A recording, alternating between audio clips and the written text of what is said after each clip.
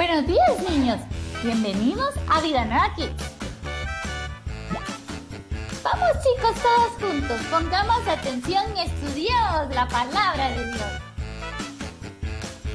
Presta mucha atención a lo que este día vamos a aprender, porque te va a ayudar mucho a relacionarte con tus amigos. Preparémonos juntos. Trae tu Biblia. Nuestro texto de hoy está en Filipenses 2:3 y la historia de hoy está en el Antiguo Testamento, en el libro de Primero de Samuel, capítulo 1. Así que ven, trae tu Biblia, abran y leemos. Esta semana seguimos aprendiendo acerca de relaciones humanas, porque cuando jugamos con otros niños podemos tener problemas, pero también contra el bullying. Así que es muy importante que presten mucha atención. Y sin más que decir, estudiemos la palabra de Dios.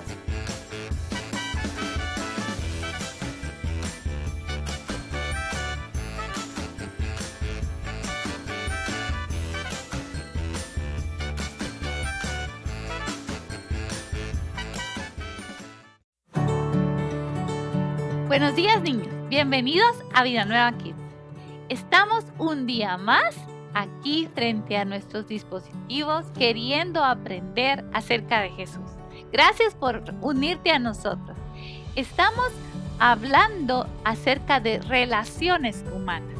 Hemos aprendido que todos tenemos un propósito y el propósito tiene que ver con gente. Y cuando nos relacionamos con la gente, a veces tenemos conflictos y aprender a hacerlo es algo muy sabio.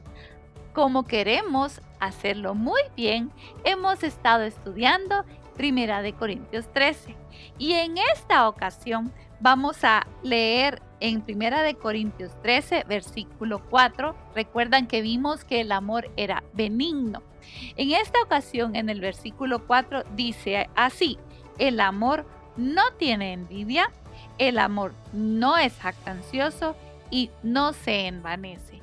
Estas tres palabras juntas forman una definición y es esta expresión del amor hacia alguien que es importante para nosotros, pero no tenemos en ningún momento una actitud de mostrarnos que somos más que ellos, que superiores a ellos, hablar mucho acerca de nosotros, y va conjugado con estar molestos, con envidia hacia esa persona. Es decir, enaltecernos porque queremos hacerle daño. Y el amor no es eso, según lo leemos en 1 Corintios 13, 4. En este día vamos a estudiar a una persona que tuvo una acción jactanciosa sobre otra de la misma familia.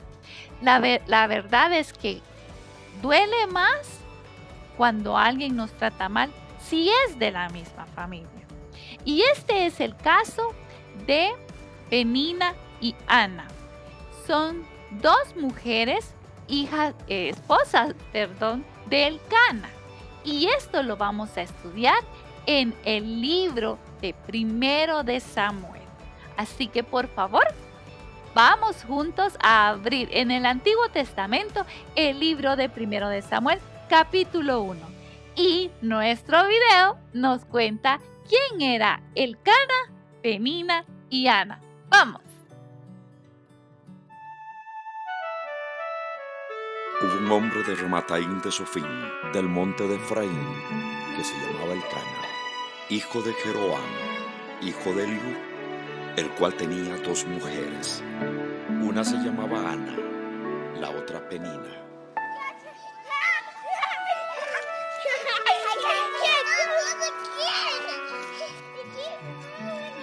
Yo sé, ¿qué pasa? Devuelve lo que no es tuyo.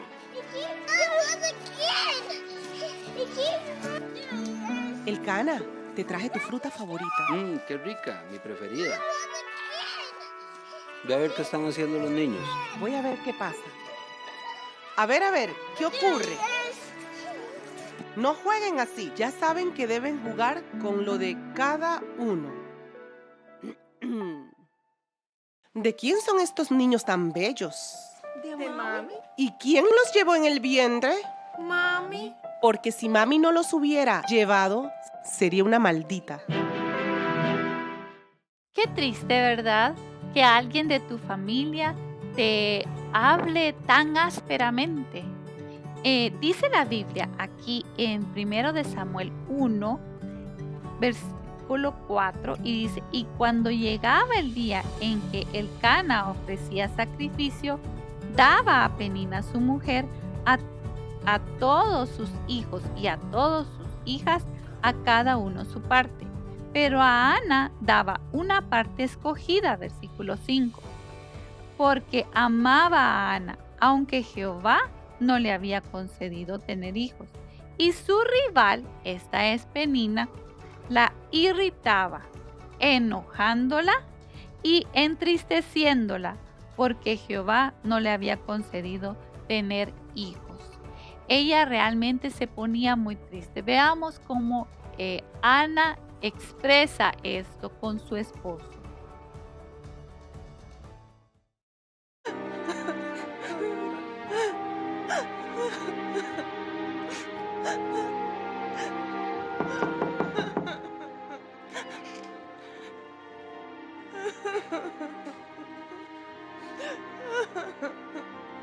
¿Por qué está llorando, Ana?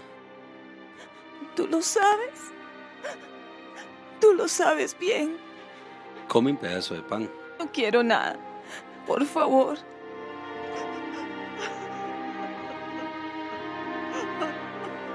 Estoy cansada. Todos los años subes al templo con tus hijos y Penina. Y yo no tengo ni un solo hijo para gozarme con él. ¿Acaso no te soy yo mejor que 10 hijos? La Biblia dice en Romanos capítulo 12, versículo 3, que nadie tenga más alto concepto de sí que el que debe de tener, sino que piense de sí mismo con cordura, conforme a la medida de fe. Todos somos diferentes, pero nadie vale más que otro, aunque tenga mucho o tenga poco. Nadie vale más que otro. Y Filipenses capítulo 2, versículo 3 dice que nada hagáis por contienda o por vanagloria, por jactarse. Antes bien, con humildad, estimando cada uno a los demás como superiores a él mismo. Cuando amamos a otra persona sin jactarnos, entonces somos humildes y tratamos de buscar que la otra persona sea enaltecida. Penina hacía algo malo con Ana. Y en esta ocasión vamos a aprender cómo tú y yo podemos salir o superar este sentimiento de tristeza que te llena porque alguien te ha tratado mal, te ha sido jactancioso, ha sentido más que ti. Vamos a ver el ejemplo de Ana y cómo ella trató este sentimiento de tristeza y lo que Dios hizo con ella. Vamos.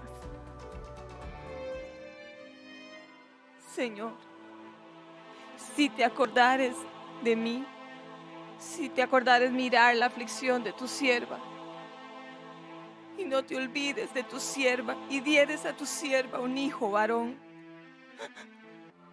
yo lo dedicaré a ti todos los días de su vida,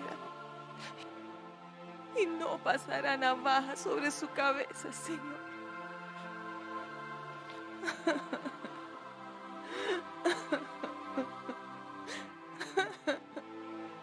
Señor.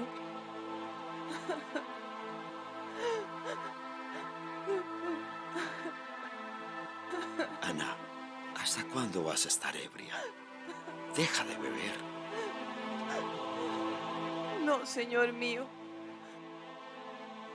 No tomes a tu sierva por una mujer impía, sino que por la magnitud y la angustia y aflicción he hablado hasta ahora. Anda, ve en paz y que el Dios de Israel te conceda la petición que le has hecho. Dice en 1 de Samuel, versículo 11, que ella, Ana, con amargura de alma, oró a Jehová y lloró abundantemente. Si tú observas, ella le dijo a su autoridad, a su esposo, lo que estaba pasando. Y 2, le dijo a Dios y lloró con Dios. Dice más abajo, el versículo 18, y ella dijo: halle tu sierva gracia delante de tus ojos. Y se fue la mujer por su camino y comió y no estuvo más triste.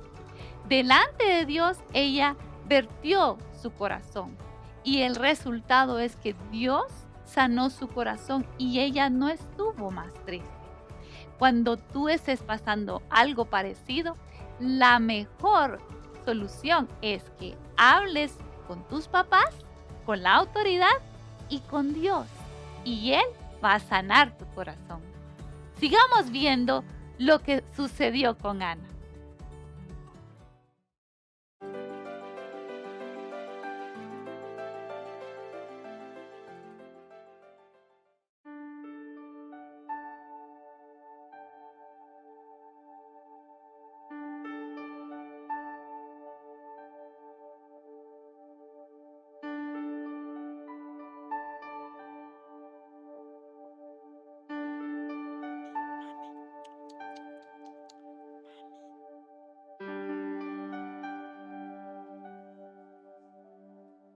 Ana, es la primera vez que vamos a subir al templo de Dios con nuestro hijo. Será algo maravilloso. Empaca todo y saldremos muy temprano al templo de nuestro Dios. No, Elcana. Permíteme que me quede con el niño hasta que lo destete, para que los dos podamos subir con nuestro hijo y él será escuchado por nuestro Dios. Si será escuchado por nuestro Dios, entonces le llamaremos Samuel. Recuerda que el amor no es jactancioso y que no nos creamos más que otros.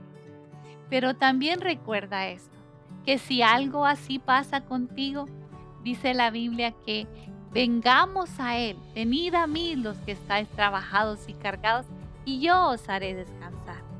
Ana encontró el descanso en Dios.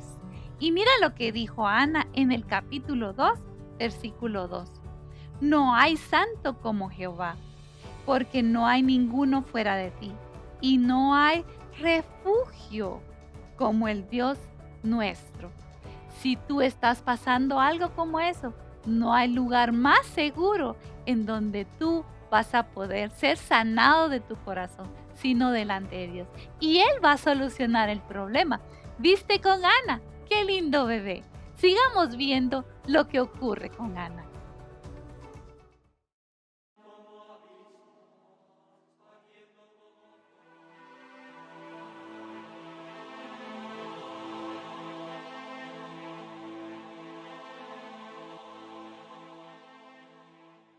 Señor mío, ¿te acuerdas de aquella mujer que estuvo orando a Jehová?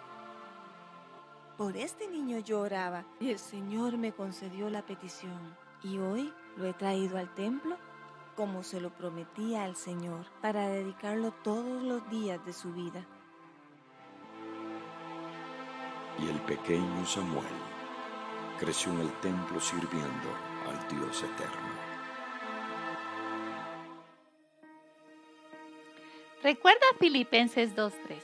Nada hagáis por contienda o por vanagloria. Antes bien, con humildad, estimando cada uno a los demás como superiores a él mismo. Este versículo es muy especial para mí, porque es el primero que yo apliqué a mi vida. Y cuando yo lo aprendí dije, entonces, ¿qué privilegio tengo que esta persona que es más que yo me está regalando un vaso con agua? Y así fui aplicando el versículo. ¿Qué tal si tú dices, esta persona que es más que yo juega conmigo o es mi amigo? Entonces nosotros podemos actuar con ellos con humildad y no en una forma jactanciosa. El amor no es jactancioso. El amor no se envanece. El amor es humilde y abraza a la persona, estimándola como superior. Qué bonito todo lo que hemos aprendido. Yo te desafío a que lo pongas en práctica. Es muy bueno. Podrás aprender cómo resolver cuando tú te sientes triste, pero también cómo tratar a los demás. Te sigo viendo aquí los domingos. No te lo pierdas. Crecemos y aprendemos de Jesús cada vez que nos vemos. Los amo mucho. Y hasta el próximo domingo, aquí en Vida Nueva Kids.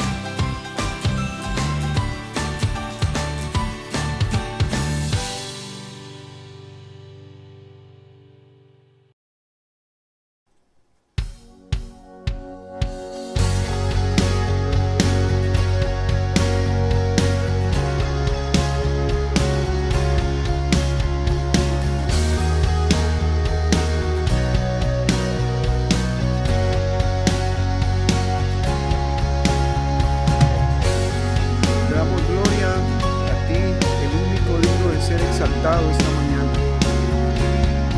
¿Cuántos dicen amén?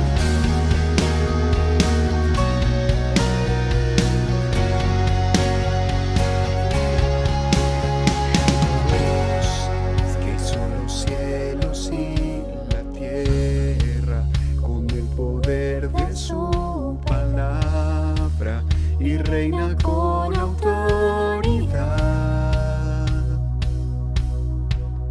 El Dios que aún los vientos le obedecen, una palabra es suficiente para los muertos levantar. Nadie es como Él, oh gran yo soy.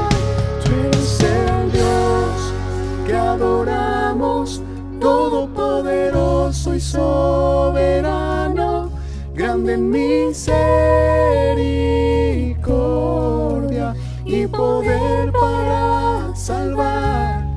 Tú eres el Dios que adoramos, quien derrotó la muerte y el pecado, glorioso Redentor y Rey. Te adoramos. Te adoramos a ti, oh Señor.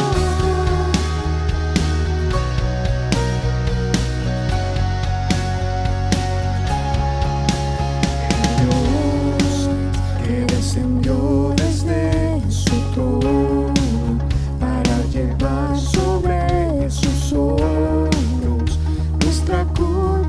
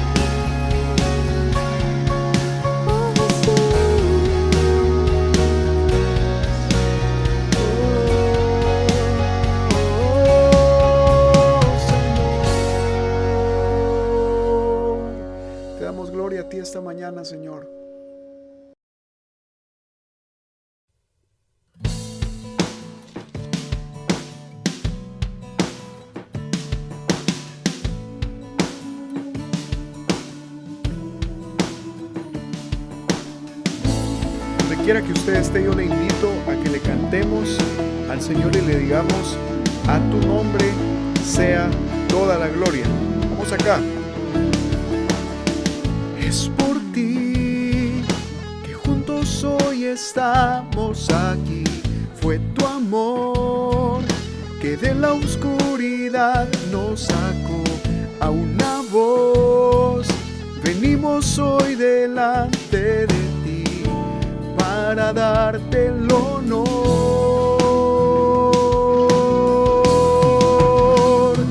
No a nosotros, oh Dios, sino a tu nombre sea dada la gloria. No a nosotros, oh Dios, sino a tu nombre sea dada la gloria. No a nosotros, oh Dios, oh no, sino a tu nombre sea dada la gloria. Eres tú, motivo de nuestra adoración, la verdad que nuestro corazón liberó. Nadie más es digno del honor recibir, te lo damos a ti. Levante su voz y sus manos y dígale al Señor: no a nosotros, oh Dios, sino a tu nombre sea dada la gloria. No a nosotros, oh Dios, sino a tu nombre sea dada la gloria. No a nosotros, oh Dios, oh no, sino a tu nombre sea dada la gloria. Díselo a él. A tu nombre sea dada la gloria. A tu nombre sea dada la gloria. A tu nombre sea dada la gloria. A tu nombre sea dada la gloria. Con nuestras voces vamos. A tu nombre sea dada la gloria. A tu nombre sea dada la gloria. Una vez más dile: a tu nombre sea dada la gloria. No a nosotros, oh Dios, sino a tu nombre sea dada la gloria. No a nosotros, oh Dios, sino a tu nombre sea dada la gloria. No a nosotros, oh Dios, oh no, sino a tu nombre sea dada la gloria. A tu nombre sea dada la gloria. Solo a ti. A tu nombre sea dada la gloria. A tu nombre sea dada la gloria.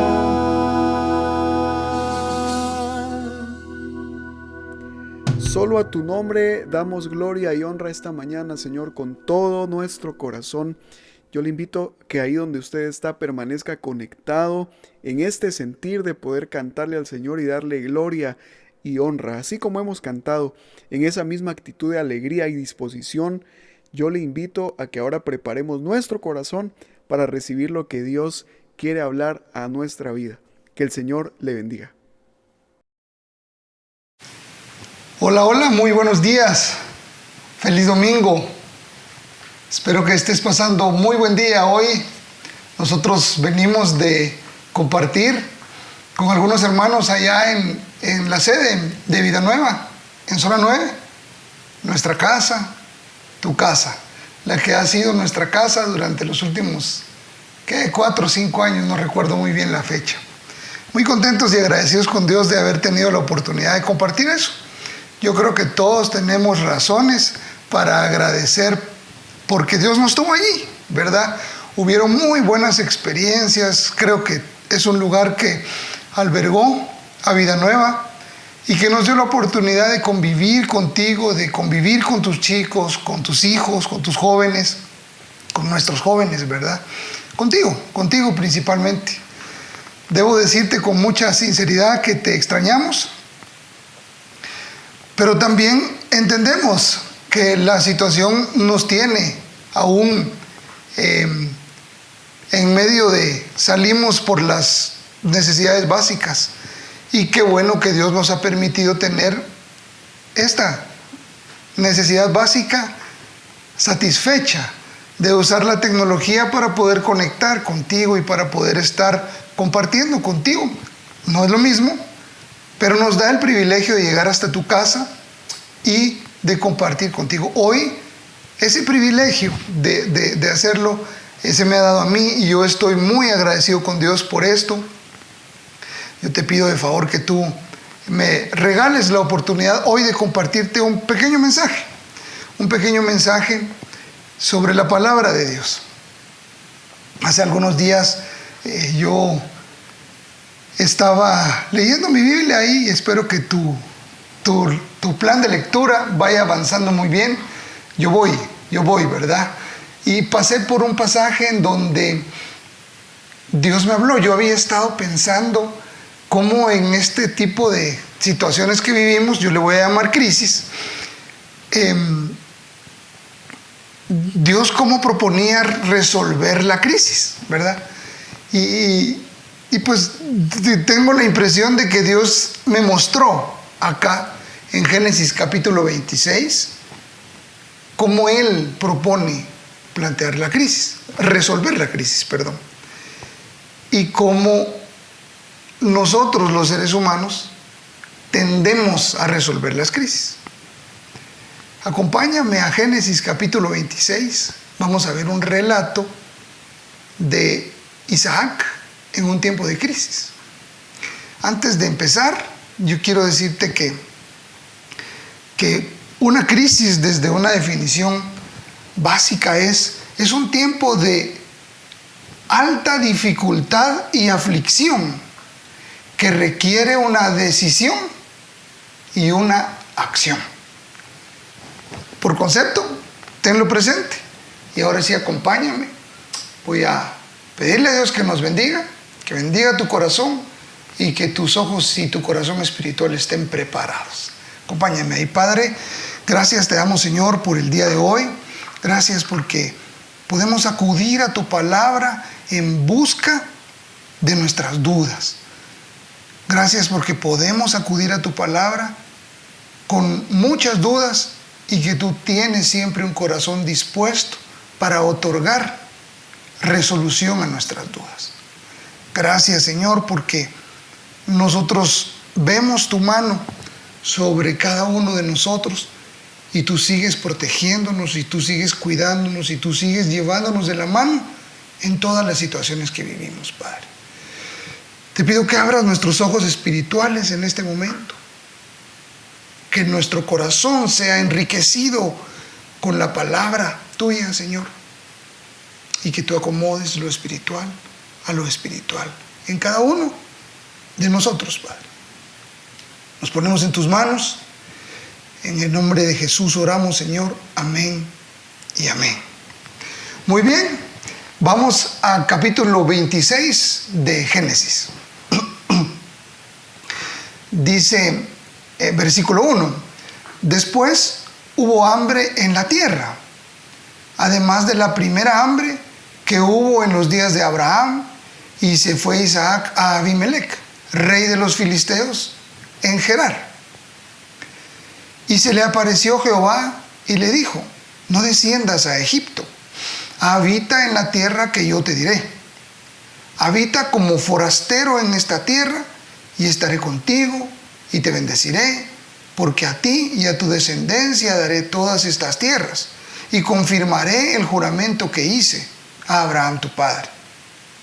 Multiplicaré tu descendencia como las estrellas del cielo, y daré a tu descendencia todas estas tierras. En mi Biblia aparece en rojo, Y yo de esto te voy a estar repitiendo mucho. Y todas las naciones de la tierra serán benditas en tu simiente. Por cuanto oyó Abraham mi voz y guardó mi precepto, mis mandamientos, mis estatutos y mis leyes. Muy bien, estos primeros 5 versículos quiero proponerte yo. Que en el primer versículo se instala una crisis, una hambruna. Una hambruna como una crisis que te estoy planteando. Como la crisis que de alguna manera hemos estado viviendo ya casi por cumplir un año, por lo menos en Guatemala, ¿verdad? De que la crisis de la pandemia de COVID se instaló en nosotros. Y en el tablero de ajedrez de la vida, nos pusieron en jaque, ¿verdad? Hubo muchas situaciones que hubo que resolver. Y muchas veces nosotros nos fuimos a tomar acción, lo cual es bueno. Y no necesariamente sabíamos cuál era la estrategia de Dios para afrontar una crisis. Yo te quiero proponer que aquí, en estos primeros 5 versículos, están las bases de la estrategia de Dios para afrontar una crisis. De hecho, la crisis de hambre que Isaac está sufriendo y la gente que con él está, es una crisis. Como te decía, es un tiempo de aflicción que requiere una decisión. Y el texto nos muestra que Isaac tomó una decisión y tomó una acción, ¿verdad? Es decir, él no se quedó ahí esperando, bueno, ahora me voy a quedar aquí y muero. No, él tomó acción y buscó la forma de moverse hacia otra tierra en donde hubiera oportunidad de salir de la crisis, de no tener ese hambre. Y así somos todos. Yo creo que es importante que sepamos que en medio de la crisis nosotros tenemos que tomar una decisión. No nos podemos dejar morir ahí. No es el propósito de Dios de las crisis. Ya tú vas a ver. Tenemos que tomar una decisión y tenemos que tomar una acción. Ahora, lo importante aquí es que volteemos a ver cuál es la estrategia de Dios. ¿Con qué sentido? Con el sentido de consultar. Yo te quiero proponer que Dios es el especialista en las crisis. Es decir, Él sabe cuando tú y yo estamos enfermos de alguna situación particular, vamos a donde el médico especialista. ¿Por qué? Porque él ya sabe cuál es la metodología para que tu enfermedad o la mía se resuelva. Es exactamente lo mismo con Dios. Es exactamente lo mismo. Mira, lo primero que dice el versículo 1 es que hubo hambre, ¿verdad? Es de la crisis que estamos hablando. Pero dice, además de la primera hambre que hubo en los días de Abraham. Vaya, para empezar, Dios aquí le está diciendo a Isaac, tu papá también tuvo una crisis parecida a la tuya. Yo quiero decirte que las crisis no son una situación única en nuestra vida. Las crisis son situaciones recurrentes en nuestra vida.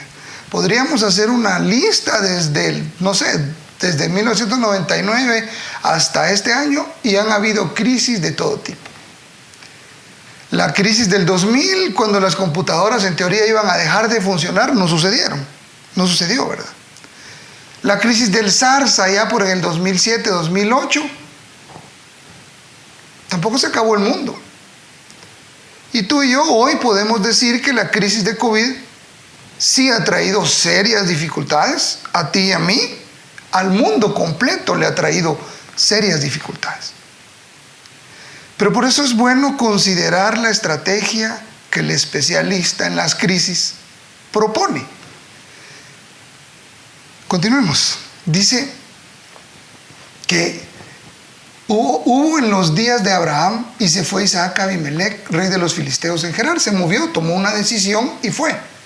Y dice, se le apareció Jehová y le dijo, fíjate, Dios le está dando un mensaje a Isaac, no desciendas a Egipto, habita en la tierra que yo te diré. Y lo primero que yo quiero proponerte aquí es, nosotros debemos de consultar a Dios en medio de la crisis.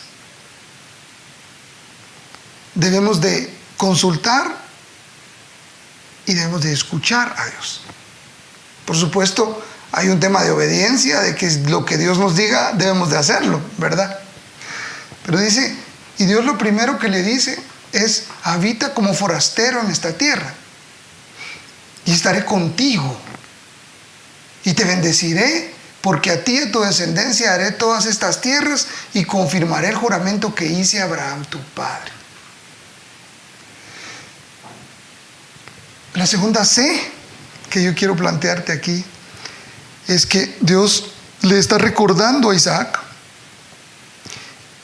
¿Por qué? Porque Isaac necesita confiar en Dios. Confiar en que Dios va a estar con él, en que lo que suceda en medio de la crisis tiene un propósito para Dios. Entonces dice en el versículo 4, multiplicaré la descendencia tu descendencia, como las estrellas del cielo, y daré a tu descendencia todas estas tierras. Le estaba diciendo que a donde lo lleva, le iba a dar posesión de la tierra, ¿verdad? Y que su descendencia iba a multiplicarse, no del tamaño en el que él la veía, sino que iba a ser muchísimo más grande. Y le declara el por qué quiere hacer Dios eso. Y todas las naciones de la tierra serán benditas en tu simiente. Es decir, Isaac continúa soportando la crisis. Consúltame a mí, confía en mí. Yo voy a cumplir un propósito. Tú vas a ser un medio para que otros reciban bendición de Dios. Todas las naciones de la tierra serán benditas en tu simiente. Y fíjate que le refuerza a Isaac algo muy interesante, que yo estoy seguro que todos los hombres o todos los seres humanos necesitamos que se nos recuerde. Dice, por cuanto oyó Abraham mi voz y guardó mi precepto, mis mandamientos, mis estatutos y mis leyes. Dios le está diciendo a Isaac, tu papá vivió una crisis como la tuya. Yo me hice cargo. Él lo que hizo fue escuchar mi voz. Guardó mi voz. Guardó mis mandamientos. Guardó mis estatutos. Eso fue todo lo que hizo Abraham. Yo me encargué de la crisis de Abraham. Así como te estoy proponiendo, Isaac, que tú afrontes esta crisis. Consulta a Dios, confía en Dios y créele a Dios. Las promesas de Dios que Dios le dio a Abraham se cumplieron en Abraham y se cumplieron en Isaac. De hecho, aquí vamos a ver una de las tantas. Pero es exactamente lo mismo contigo y conmigo. Lo que nosotros necesitamos para afrontar la crisis es consultarle a Dios. Y aquí me voy a detener. No sé cuál sea la situación que tú estés viviendo, pero sé que no es muy diferente de la mía. Hay falta de trabajo, puede que haya escasez de algunas cosas, puede que haya enfermedad, no sé qué más. ¿Qué nos está proponiendo Dios aquí? Consúltale a Dios. Señor, ¿cómo voy a afrontar esta crisis? ¿Cómo voy a afrontar esta crisis? Y tú sabes que la forma en la que tú y yo le hablamos a Dios es orando, es teniendo una conversación con Él sobre todas las cosas que nosotros estamos viviendo en medio de la crisis. Y tú sabes que para que Dios nos responda a nosotros, tenemos que ir a la Biblia y considerar las palabras de Dios, meditar en ellas para obtener una respuesta. Así como yo me preguntaba, ¿Dios tendrá una estrategia para afrontar una crisis? Yo me lo pregunté y yo le oré. ¿Por qué? Porque mi familia y yo hemos tenido dificultades en esta crisis, desafíos en esta crisis. Y yo me lo preguntaba y me lo preguntaba y me lo preguntaba y me lo preguntaba. Y mira, después de preguntármelo por tanto tiempo, pues Dios me muestra este pasaje que es el que te estoy compartiendo. Ahora, hay una realidad. Es una realidad. Primero tenemos que darle el crédito a Dios de que Él es un especialista en crisis. Aquí nos acaba de mostrar que así es. Y si nosotros creemos en lo que la Biblia dice, en Hebreos, que Dios es el mismo ayer, hoy y siempre. Amén por eso, ¿verdad? Dios no cambia sus estrategias. Dios no cambia sus propósitos.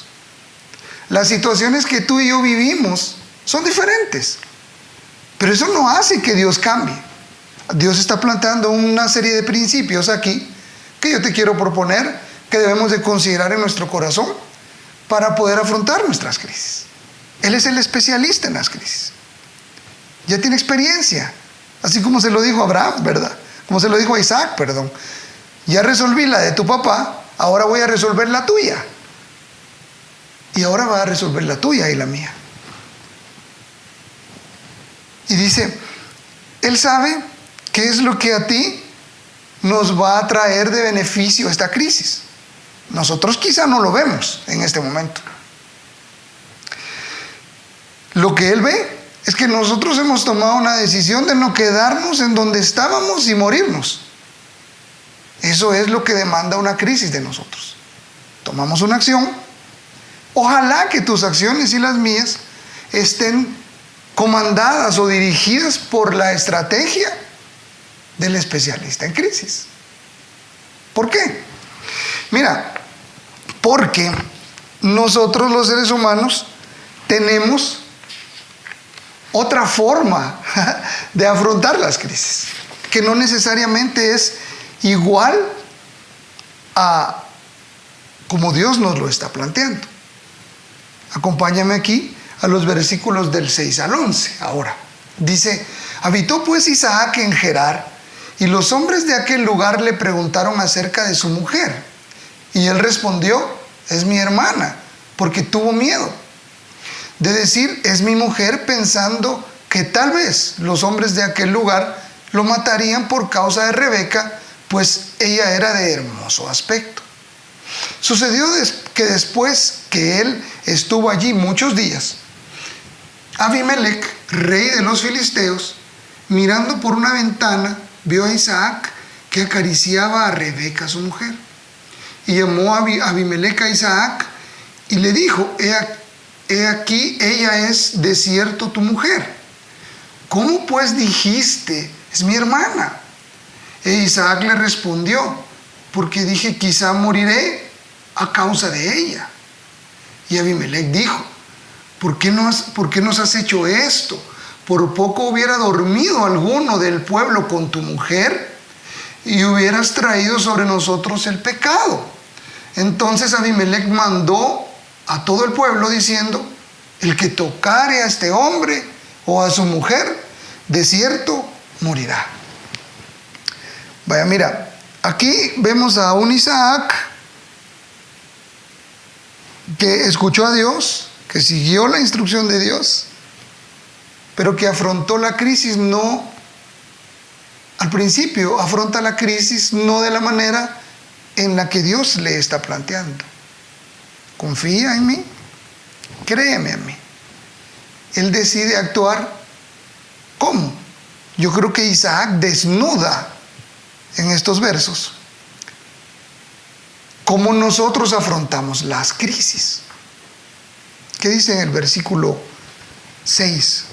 Dice que habitando en aquella tierra de Gerar, cuando los hombres de aquella tierra le preguntan a Isaac quién es la señora que iba con él, él tuvo miedo. Y eso es lo primero que nosotros sentimos cuando afrontamos una crisis. Tenemos miedo. esta costumbre nuestra de los seres humanos de querer tener controladas todas las situaciones en lo que vivimos. Cuando afrontamos algo que no tenemos controlado, que no sabemos lo que va a suceder, lo primero que se instala es temor. Y tú sabes que cuando nosotros permitimos espacio al temor en nuestras vidas, el enemigo puede sacar mucha ventaja allí. Él es experto en manipularnos con el temor. Y mira, ¿qué es lo que hace Isaac? Pues a causa de su temor, él especula sobre lo que va a suceder. Dice, porque tuvo miedo de decir es mi mujer. Escucha, pensando que tal vez los hombres de aquel lugar lo matarían. Imagínate, ahora Isaac, él dio espacio a que el temor se instalara, el temor detonó en él un proceso de especulación, no estaba pasando.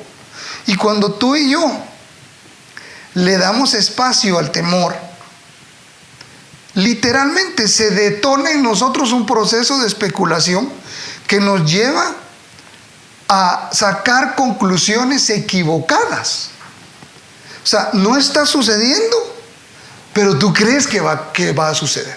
No está sucediendo, pero tú crees que va a suceder. Isaac, no llegaron los hombres de Abimelech con espadas y le pusieron la espada en el cuello y le preguntaron por su mujer. ¿No dice eso la Biblia? Le preguntaron por su mujer. Y él afrontó la crisis con temor. Y el temor lo llevó a un proceso especulativo, pensando o haciendo más grande de lo que en realidad era la crisis en ese momento. Y llega a una conclusión: me van a matar. El hombre ya había llegado a la conclusión de que iba a morir. Yo te propongo que aquí Isaac desnuda cómo nosotros generalmente afrontamos las crisis. No estoy diciendo que el 100% de la población, pero aquí lo que estamos hablando es cuáles son los principios de Dios para afrontar la crisis y cuál es la naturaleza del hombre para afrontar la crisis. Dios dice: consúltame, confía y créeme. Él propone 3 Cs. El hombre desordenadamente lo que hace es, se deja ir por el temor, saca conclusiones equivocadas, lo hace ver más grande, hace ver los problemas más grandes de lo que son, y llega a conclusiones malas que incluso pueden llevarle a cometer un pecado. Y cuando eso sucede, déjame proponerte aquí que hasta un creyente, hasta un no creyente, se ve más recto que el creyente. Porque el creyente se dejó ir por el temor, especulando y sacando malas conclusiones. Mira lo que pasa en el versículo 10. Dice, y Abimelech le dijo: ¿por qué has hecho esto? Por poco hubiera dormido alguno del pueblo con tu mujer y hubieras traído sobre nosotros el pecado. O sea, ahora el no creyente le está diciendo al creyente, parece más recto el no creyente que el creyente. ¿Por qué? Porque siguió la ruta del temor, de la especulación y de las malas conclusiones. Y las malas conclusiones generalmente nos llevan a cosas equivocadas, en este caso pecado. Y entonces el no creyente actúa hasta mejor que el creyente aquí. Porque mira, dice, entonces Abimelech mandó a todo el pueblo diciendo: el que tocare a este hombre o a su mujer de cierto morirá. Les puso una protección literalmente. Claro, aquí hay un poder más grande que Abimelech, que se llama Dios, que tiene un propósito, que está cuidando a Isaac. Pero lo que yo te estoy planteando acá es que nosotros nos dejamos llevar queriendo tomar las riendas de nuestra vida en las situaciones de dificultad. No, yo puedo controlarlo. No consideramos a Dios dentro de nuestra ecuación, aunque sabemos que hay que hacerlo. ¿Qué dice Dios? Dios dice, consúltame, confía en mí, créeme. ¿Qué hace el hombre? ¿Qué hace el hombre? Ante la crisis, permite que el temor se instale, especula lo que va a suceder, saca malas conclusiones y puede llegar a equivocarse. Pero Dios no tiene ese plan. Yo te voy a recordar una vez más, versículo 4, cuál es el plan de Dios en estos procesos de dificultad, realmente en toda la vida. Y todas las naciones de la tierra serán benditas en tu simiente. Ese es el plan de Dios. Esa es la misión de Dios. Las crisis van a funcionar para que aquellos que nos llamamos creyentes tomemos la decisión de actuar en base a la naturaleza humana o a la estrategia de Dios. Una de dos, no las dos. Una de dos. ¿Para qué? Para manifestar a Dios. Porque por medio de Isaac, él iba a llevar bendición a Abimelech. Pero toda la Biblia, todo Dios que Abimelech y los filisteos iban a ver, se llamaba Isaac. Así como en la vida y la forma en la que estamos afrontando la crisis, quizá la Biblia, que otros que no son creyentes, que viven alrededor de nosotros, van a ver, se llama Vinicio, se llama, pon tu nombre ahí por favor. Pero después de esto, Dios viene y le plantea a Isaac un principio de enfoque. Un principio de enfoque. Mira, nosotros vamos a, antes de pasar al principio de enfoque, quiero leerte un solo salmo. Un solo salmo. Ya entendiendo los dos procesos de pensamiento, la estrategia que Dios plantea por un lado y la forma en la que nosotros afrontamos la crisis. Déjame leerte un salmo que puede ayudar a reforzar lo que te estoy planteando. Salmo 37, verso 3. Confía en Jehová y haz el bien, y habitarás en la tierra y te apacentarás de la verdad. O sea, Dios por todos lados nos dice, confía en mí, confía en mí, confía en mí. Y nosotros generalmente vamos. Sabemos que hay que hacerlo, sabemos cómo hay que hacerlo, pero nos falta acción en la línea de lo que sabemos que hay que hacer. Y entonces ahora Dios viene y va a plantear un principio de enfoque. Un principio de enfoque. Mira, los versículos que siguen ahora, 12, 13 y 14, yo te quiero proponer que la Biblia nos plantea un principio de enfoque. Léelos conmigo, el 12. Y sembró Isaac en aquella tierra y cosechó aquel año 100 por 1 y le bendijo Jehová. O sea, lo que Dios le dijo que iba a hacer, lo hizo. Confía en Jehová. Y esa es la segunda C, ¿verdad? Esa es la segunda C. Después de haber consultado a Dios, necesitamos confiar en lo que Dios nos está planteando, ¿verdad? Y mira, te decía que es un principio de enfoque. ¿Por qué? Porque hay algo importante aquí. En esta crisis de hambruna que Isaac y el pueblo que estaba con él estaban sufriendo, no es que las habilidades de Isaac,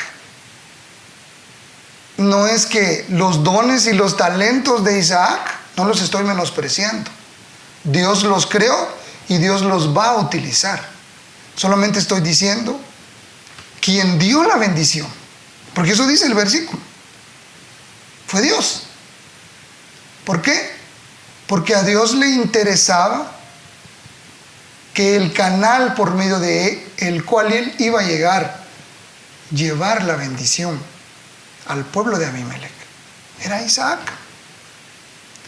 Isaac era un instrumento de Dios, así como tú y como yo. ¿En dónde estamos?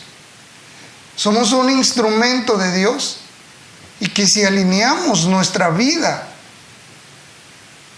hacia la misión de Dios, Él va a llevar bendición, no solo a tu vida, sino que va a ser tal que se va a rebalsar en otros. ¿Cuál es el principio de enfoque? Siembra y cosecha. Siembra y cosecha.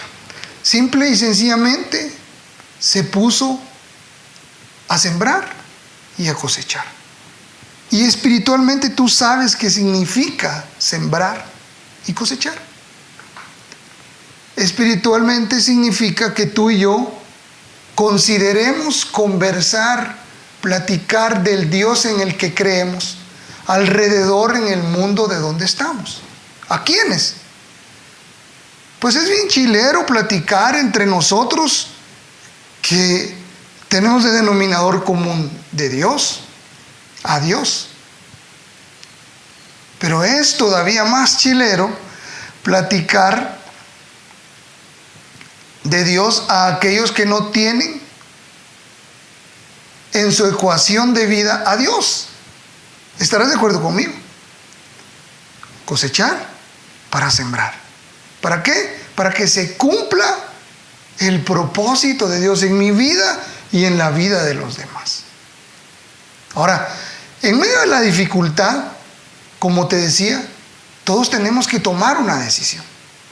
Y este proceso yo quiero ahorita plantearte un ejemplo que tú y yo conoces. No te voy a llevar a la Biblia, pero allá a leer la Biblia, porque ya conoces el relato. Pero allá en 1 de Samuel, capítulo 14, 15, en esa transición, David, el rey David, bueno, ya era rey, pero no fungía como tal. Le toca enfrentar una crisis que tenía un nombre y apellido. Una crisis, un gigante. La crisis de David en aquel momento se llamaba Goliat. Así como la tuya y la mía, pues en este tiempo de transición de 2020, 2021 y quizá 2022, se llama COVID-19. Quizá es una enfermedad la que estás sufriendo. Quizá es falta de trabajo lo que estás pasando. La estrategia que Dios nos acaba de plantear en los primeros versículos: consultarle, confiarle y creerle a Dios. David la vivió. David la vivió. Y enfrenta al gigante, su crisis, a la manera de Dios. Se despojó del temor y actuó. Y tú te acuerdas, mira, el gigante, dice la Biblia que durante 40 días pasó vociferando, gritándole al pueblo de Israel: mándenme uno que me enfrente, y si me gana nosotros le servimos, pero si yo le gano, ustedes se volverán nuestros siervos. Había instalado temor en la población general de Israel. Nadie se atrevía. Todos han de haber llegado, incluso el rey Saúl, han de haber llegado a la conclusión, por el temor, de que iban a morir. Y llega un jovencito por el que nadie daba nada. Hasta sus hermanos lo menospreciaron. Ahora, David confió en Dios. David le creyó a Dios. David no llegó presumiendo sus habilidades con la onda, aunque sin duda las tenía. Saltó a la acción rápido, confiando en Dios. Tomó 5 piedras, una le fue suficiente para que su crisis y la crisis del pueblo se acabara. Lo que quiero plantearte con el ejemplo de David la estrategia de Dios es 100% funcional. La forma en la que nosotros los hombres resolvemos o afrontamos las crisis no necesariamente tiene el peso de experiencia que el especialista en las crisis tiene. ¿Estarás de acuerdo conmigo? Voy a contarte aquí rapidito ahora que en los versículos siguientes, voy a leer el 14, 13 y 14, el varón se enriqueció y fue prosperado y se engrandeció hasta hacerse muy poderoso. Y tuvo hato de ovejas y hato de vacas y mucha labranza, y los filisteos tuvieron envidia. Mira, estos son sentimientos generalmente de aquellas personas que no tienen a Dios, que al ver lo bien que le va a otro, tienen ese sentimiento, dicho bien claro por la Biblia, de envidia. ¿Y qué hacen? Le dicen, mira, mejor apartate de nosotros, vete de aquí, le dicen a Isaac. Ese no era el plan de Dios. Ese no era el plan de Dios. Recuerda, el plan de Dios es, y todas las naciones de la tierra serán benditas en tu simiente. En los versículos subsiguientes, cuenta la Biblia que Isaac y los que con él estaban abrieron los pozos que los filisteos habían tapado, que Abraham había hecho años atrás. Porque el agua es un elemento vital para subsistir. Pero cuando hay hambruna, también el agua se vuelve crisis. Entonces, lo que quiero plantearte aquí es que la crisis puede tener un tamaño muy grande, pero se detonan distintas dificultades alrededor de la crisis que nos van a llevar a ponernos en unas situaciones incómodas, y que la forma en la que nosotros reaccionemos van a revelar lo que en realidad queremos. ¿Queremos que el propósito de Dios se cumpla o solo queremos resolver nuestra situación y se acabó? Yo te quiero animar a que consideremos a que dentro de nuestras crisis y en medio de todas las dificultades que las crisis traen, podamos revelar a Dios, nuestra confianza en Dios. Dice la Biblia que el pueblo filisteo tuvo pleito con Isaac y con los que con él estaban por los pozos, porque era la tierra de ellos, y abre uno y les dicen, no, ese pozo es mío, y él se los deja. Abren otro y vuelve a haber un pleito y él se los deja.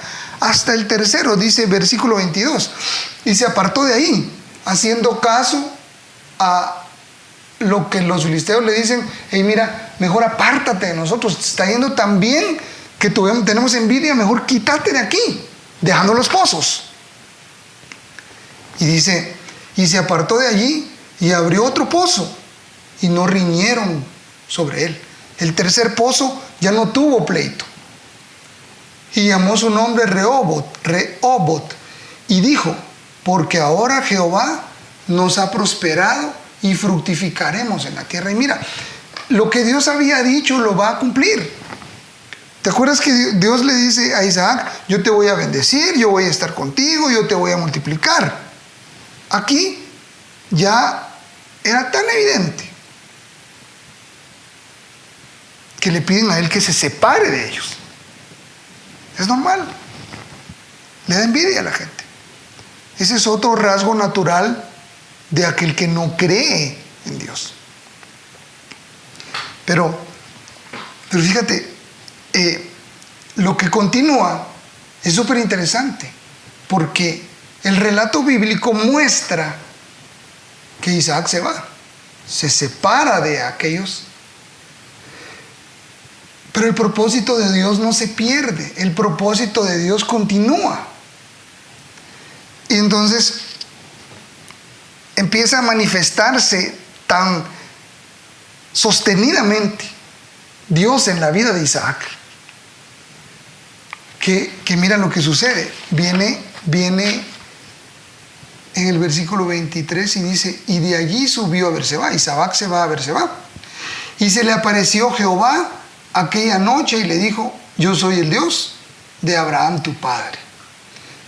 No temas, porque yo estoy contigo y yo bendeciré y multiplicaré tu descendencia por amor a Abraham mi siervo. Fíjate, cuán necesario es para nosotros que Dios nos recuerde, así como lo está haciendo con Isaac. Yo soy el Dios en el que confió Abraham, a quien saqué de la crisis. Yo soy el Dios en el que tú debes de confiar, Isaac, porque te voy a sacar de la crisis. Te estoy sacando de la crisis. Y a ti y a mí nos dice, Vinicio, y pon tu nombre allí, por favor. Yo soy el Dios de Abraham que saqué de la crisis a Abraham. Yo soy el Dios de Isaac, que te estoy contando cómo saqué a Isaac de la crisis. Y de esa misma manera te voy a sacar a ti. Sigue mi estrategia. Y lo primero que le dice, a diferencia del versículo 4 y 5 de este capítulo, es, no temas. ¿Sabes por qué? Porque Dios sabe, Dios nos construyó, Dios nos alambró, Dios puso todo lo que nosotros tenemos adentro de nosotros. Él sabe que el temor hacia lo desconocido es lo primero que se instala en nuestras vidas. Pero Él quiere que lo primero que se instale en nuestras vidas sea que eliminemos el temor y que pongamos nuestra confianza en Él. ¿Ok? Continúa el relato y dice, y edificó allí un altar e invocó el nombre de Jehová y plantó allí su tienda y abrieron allí los siervos de Isaac un pozo. Fíjate pues. Aparte de que debemos de mantener fresco lo que Dios nos ha dicho, nos es conveniente que Dios nos lo recuerde, y Dios nos lo recuerda cada día que vamos tú y yo a la Biblia a recordar cuáles son las promesas que Él ha hecho para ti y para mí. Pero aparte de eso, es después de todo este proceso doloroso de temor, de especulación, de malas conclusiones y de posiblemente pecado, Dios dice, no, tranquilo, yo estoy contigo. A pesar de los errores nuestros, Dios sigue estando con nosotros. Su gracia y su misericordia nos abrazan día con día. Pero, ¿cuál es el sentido de todo esto aquí? Ya cuando las cosas empiezan a dar bien, incluso los no creyentes sienten envidia porque a Isaac le estaba yendo bien. Después de que Dios nos recuerda cuáles son sus promesas, nosotros no debemos de pasar por alto que quien nos tiene hasta aquí, bien proveídos, con salud, con dificultades, sí, es Él. E Isaac hace un altar a Dios. Es decir, honra el nombre de Dios, no poniéndose, yo he sido capaz de resolver la crisis. Reconoce que Dios ha metido su mano, lo protegió en medio de aquellos que él creía que lo iban a matar, lo bendijo porque se enfocó en sembrar y en cosechar para cumplir la misión de Dios. Y lo último que quiero compartirte es que la misión y el propósito de Dios se van a cumplir, a pesar de tus errores y a pesar de mis errores como seres humanos. Mira los versículos 26 en adelante. Y Abimelech vino a él, a Isaac, desde Gerar, y a Usat, amigo suyo, traía un amigo, y Ficol, capitán de su ejército, iba con un grupito ahí. Y les dijo Isaac, mira, Isaac cuando los ve venir, les pregunta, ¿por qué venís a mí? Pues me habéis hecho aborrecido y me echasteis de entre vosotros. O sea, después de que me echaste, ¿por qué vienen a mí? ¿Verdad? Mira qué curioso. Versículo 28. Y ellos respondieron, hemos visto que Jehová está contigo. Yo digo amén aquí, hermano. Yo digo amén. ¿Sabes por qué? Porque después de todo el proceso de crisis y la forma en la que Isaac, a pesar de que se equivocó, era muy evidente que Dios tenía un propósito en ese instrumento llamado Isaac.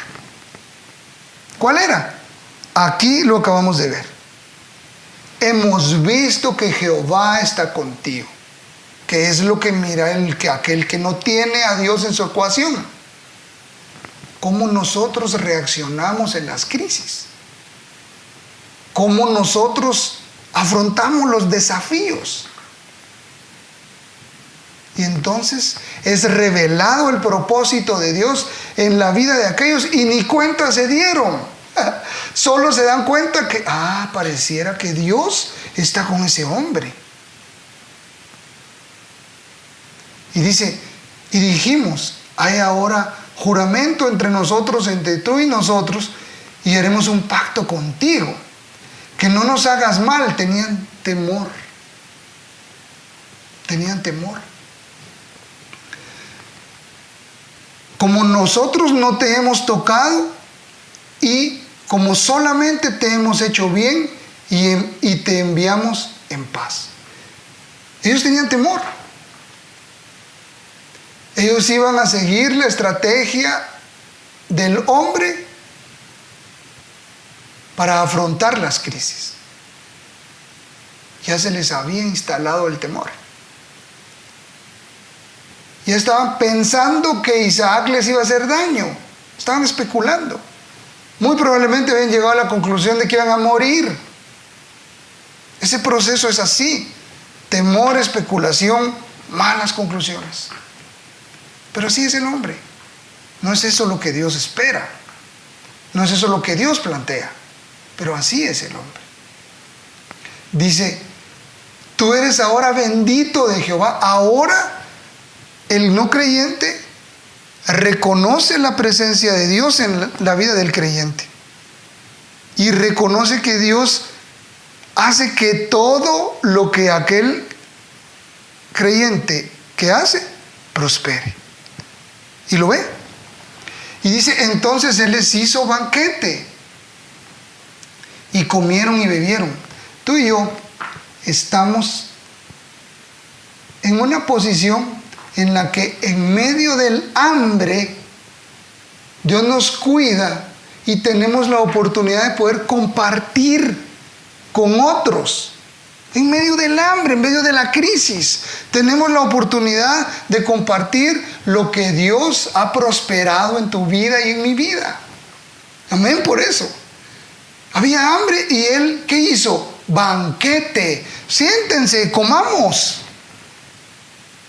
No se puso a devolver mal por mal, porque el creyente no está llamado a eso. Se puso a recibir el mal, fue despreciado y desechado de parte de ellos. Y Él les dijo, no hombre, siéntense, bienvenidos. ¿Por qué? Porque entendió cuál es el propósito de Dios. Lo voy a leer una vez más. Y todas las naciones de la tierra serán benditas en tu simiente. Voy a terminar aquí. Dice, y se levantaron de madrugada y juntaron el uno al otro. E Isaac los despidió. Y ellos se despidieron de él en paz. Fíjate pues.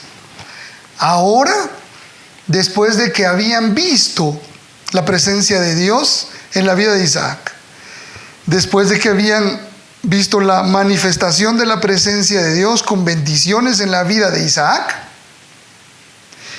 y después que en un tiempo de crisis, lo que no había en el mundo, porque había una hambruna, dice la Biblia, a Isaac le sobraba. Isaac no tenía ese problema, porque su proveedor era Dios. Tenía para él y le alcanzaba para dar a los otros. Y ahora, dice la Biblia, que se despidieron en paz. Porque Dios tiene ese propósito en tu vida y en la vida de los demás. Él quiere usarnos como instrumento en medio de la crisis para que revelemos al creyente que vive en nosotros. Él nos va a cuidar en medio de ese proceso, por muy difícil que sea. Si es una enfermedad, créele a Dios. Si es una dificultad que tú ves que le entras por un lado y entras por otro y no se resuelve, confía en Dios. Consúltale a Dios todos los días de tu vida. Él tiene un propósito en tu vida. Y hay algo importante, las promesas de Dios no son solo escritas y las olvida. Las promesas de Dios, Él se encarga de cumplirlas. Puede parecer muy simple esto, pero lo único que Dios nos está pidiendo es confiemos en Él, creámosle a Él. Ya vimos que la naturaleza del ser humano no va en la estrategia de Dios para afrontar la crisis, pero al final el propósito de Dios es usarte a ti y a mí como instrumento para cumplir su propósito. Y todas las naciones de la tierra serán benditas en tu simiente. Él te va a bendecir para que en la bendición tú rebalses la bendición en otros. Recuérdate, un principio de enfoque es sembrar y cosechar. Sembrar y cosechar. Y el principio de enfoque es en lo que tú te enfocas, se expande. Dios tiene un propósito para ti y para mí en tu vida. Las cosas grandes de nuestra vida no suceden en la iglesia únicamente. Dios está contando contigo y conmigo para que seamos un instrumento y que podamos ser bendecidos. Que podamos revelar la presencia de Dios en nuestra vida y que podamos rebalsar la bendición que Dios nos da en aquellos que no tienen a Dios en la ecuación de su vida. Quiero agradecerte por este tiempo que me has permitido. Te he compartido lo que Dios me regaló cuando yo tenía mis dudas de cómo enfrentar la crisis. Ojalá Dios haya hablado a tu corazón y haya edificado tu vida, como lo hizo con la mía. Gracias por este excelente tiempo que yo he compartido. Estoy feliz de haberlo hecho. Te mando un abrazo a cada uno de los que se han conectado. Te mandamos un abrazo. Disfruta del domingo. Y no olvides de mantener tu enfoque en lo principal. Muchas bendiciones para ti. Nos vemos.